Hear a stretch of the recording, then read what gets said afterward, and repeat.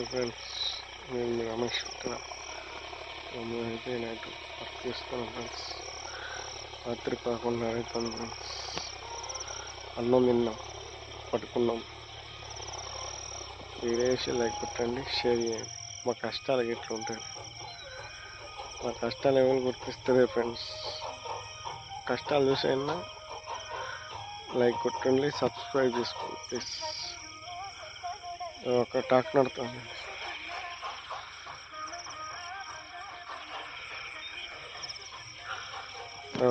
మా వాళ్ళు ఇటు వాడుకున్నారు.